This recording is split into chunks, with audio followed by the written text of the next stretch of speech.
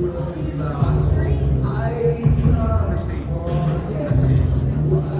they're I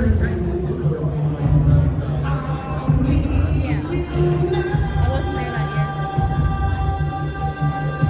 Now, we can't help but hear that you suck because you didn't come to the show. We're worried.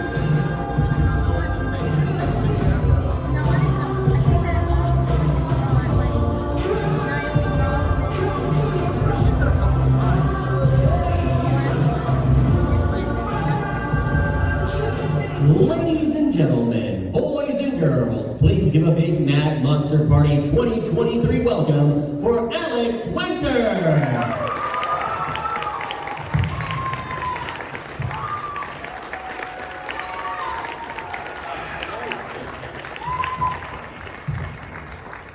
you doing? Everybody having fun here? It's been a crowded weekend. There's a lot of people here. Well, I want to thank you for joining us here in North Carolina for Mad Monster Party 2023 and for taking part in this Q&A. So I'll just tell you guys, I have a few questions I'll ask, but then we'll open up to you all pretty quick, so have your questions ready.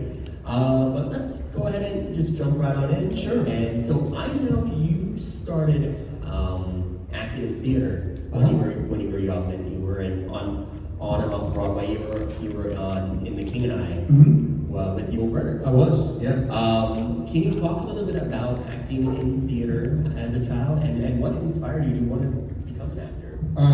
Different people, I was a child actor, that's how I started. So, child actors are either kids whose parents decided they were going to be child actors and log jam them into the industry, or they're kids who are kind of weirdly, fanatically interested in being on stage, and I was the latter. So my parents were dancers, but they were not in the side industry that I'm in. And I got on stage probably by like 4 or 5, and I was dancing and singing at that age, and ended up doing sort of professional theater by around 10, 11, and I was on Broadway by 13. So I did 2 long-running Broadway musicals back to back. I did King and I with Yul Brynner, I did Peter Pan with Sandy Duncan. So, yeah, it was a lot of fun.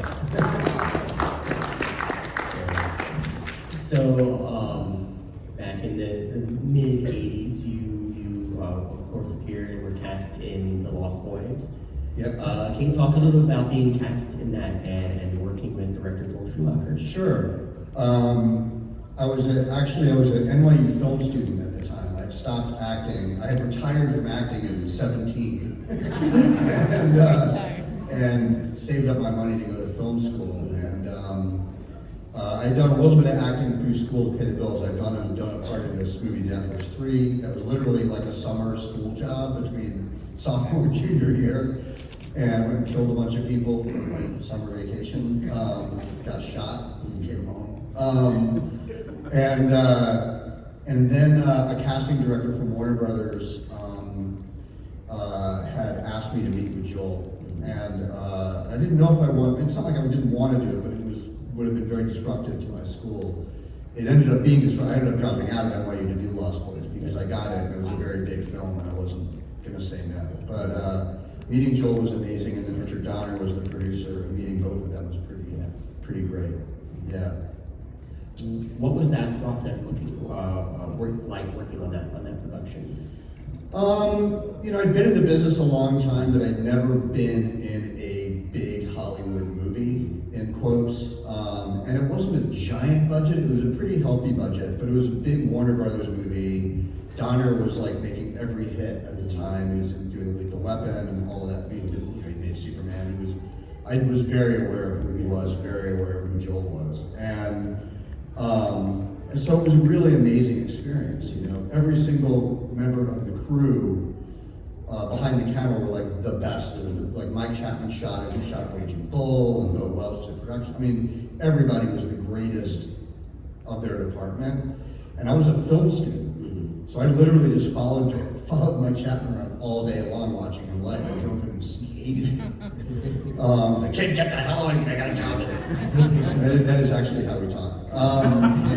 He shot Jaws too. Well, he was one of the So it was an amazing experience. Yeah, it was like the kind of thing where you know you're in something special. I don't think you're never cocky when you're acting in anything to think, oh, this is going to be so great. Like you don't know, but it felt special. And of course, you know, during that time period, you know, that frame of those final years of the 80s, you had not one, but two movies that would go on to become huge. Yeah. Of course, with Bill and Ted. Yeah. And can you talk about being cast in Bill and Ted? Yeah, I mean, I say this from time to time, but there was a huge contrast because Lost Boys was this giant Warner Brothers movie. The audition process was very complicated, and everybody wanted to be in it, and we felt the competition was very high. Bill and Ted was this tiny little movie that nobody knew anything about. No one knew anyone who was making it. There was no big studio behind it. The director was 27, the writers were 25. You know, we were in our early 20s. We made that movie totally under the radar.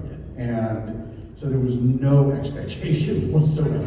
It was like, we were like, Keanu and I were sure that nobody would ever see it. And we loved it. We loved the whole process. We didn't not want to be in it, but it just, all of that attention that we had on Lost Boys when I was making that was like the inverse. This was like making a film in a black hole.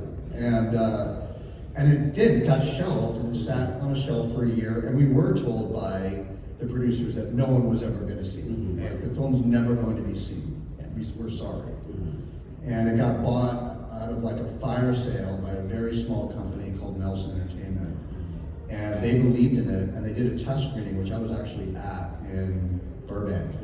And the crowd went absolutely insane.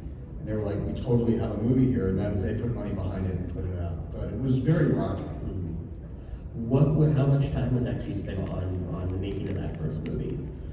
I mean, you spend a lot of time on any film, even if your part is small. Like Lost Boys was over like a year and a half of my life. And my part's not that big. It's just so much to do. Bill and Ted was a ton of work, and a lot of prep and all the work on. So it was a good year of my life. Yeah.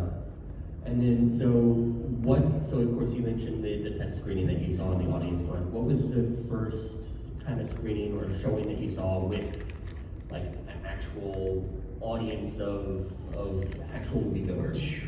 I don't like watching myself on screen, so I don't really go to the movies to see the movies that I'm in. I find it incredibly uncomfortable. So I don't even know if I ever did that.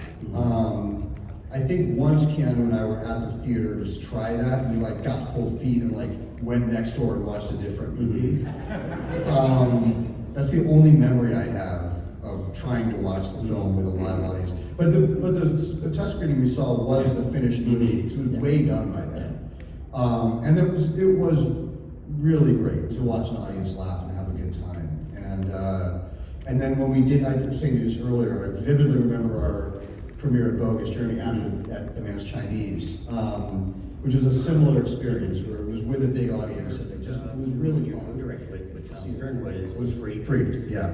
Can you talk a little bit about that, how that came together? Yeah, well, I started directing right out of film school. So while I was acting in those movies, Bill and Ted, I was really still, even though my career was I was optically like a big actor or whatever, I was really just mostly an independent filmmaker is how I lived. And all of the money from my acting work was going into like film equipment and our rent. And we started making short films, music videos, and then we had our own TV show on MTV in '91 called The Idiot Box. It was one of the first live action shows that MTV ever had. And it was a very violent sketch comedy show that we wrote, directed, and acted in, and they paid us nothing.